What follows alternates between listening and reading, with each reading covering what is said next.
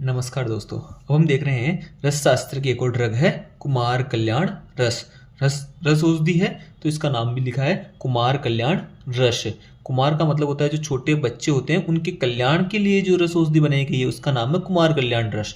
तो इसका जो श्लोक है वो है सिंदूरम मौक्तिकम हेमम व्योमयो हेममाक्षिकम कन्या रसेन सम्मर्ध्य कुर्यान मुदक भिथावटी वटिकाम वटिका अर्द्रम वा वयो अवस्थाम विविच्य यानी भेषज रत्नावली बाल रोग में दिया है 71/119 से 120 श्लोक में।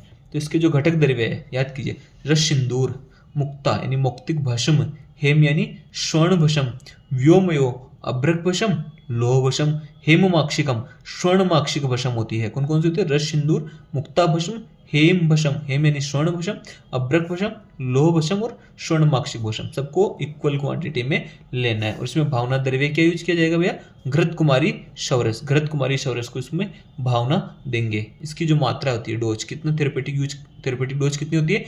आधा रत्ती 62.5 mg 62.5 mg। अनुपान के रूप में यहाँ पर दुग्ध शर्करा और मधु लिया जा सकता है। दुग्ध शर्करा और मधु लिया जा सकता है। थेरेपेटिक यूज कहाँ कहाँ आ सकता है ये बच्चों में? अतिसार, कामला, ज्वर, श्वास, फकक रोग, कास, छर्दी, अपची विकार, काश्रिता, ग्रह दोष, पांडु रोग आदि में इसका उपयोग किया जाता है बच्चों में। इसकी जो काल मर्यादा होती है 1 से 2 सप्ताह तक इसकी काल मर्यादा होती है। साइड इफेक्ट है कि अति मात्रा में सेवन से, नॉर्मल मात्रा में तो कभी कोई साइड इफेक्ट नहीं होता है, लेकिन अगर अति मात्रा में इसका अगर सेवन कर लिया गया है तो कभी कभी छर्दी, अतिसार और उदरशूल हो सकता है।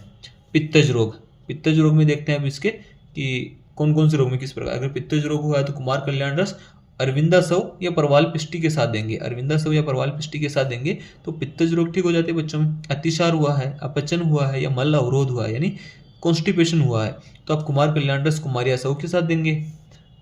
प्रतिशाई या मंद ज्वर है तो कुमार कल्याण रस आद्रक शवरस और शहद के साथ देंगे।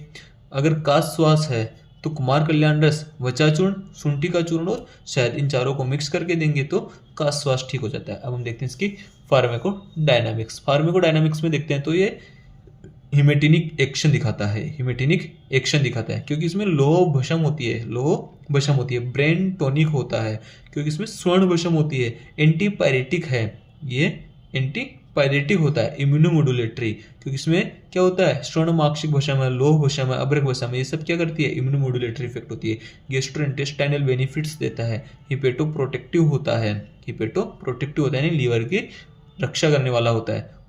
ओबेस्ट्रिक एंड लैक्टेशनल सपोर्ट देता है। ओबेस्ट्रिक एंड लैक्टेशनल सपोर्ट देने का काम करता है। तो ये हुआ इसके बारे में। हम देखते हैं इसकी ट्रिक, किसके घटक के से याद किया जाए। तो इसके घटक की ट्रिक है श्रीमती अल्लाह श्रीमान, श्रीमती अल्लाह श्रीमान। श्री का हो गया सिंदूर, मती का हो गया मुक्ता, ए से अभ्रक, एल से लोह, एच से हेम। ए से अभ्रक, एल से लोह, एच से हेम हो गया। और ये श्रीमान का हो गया स्वर्ण माक्षिक।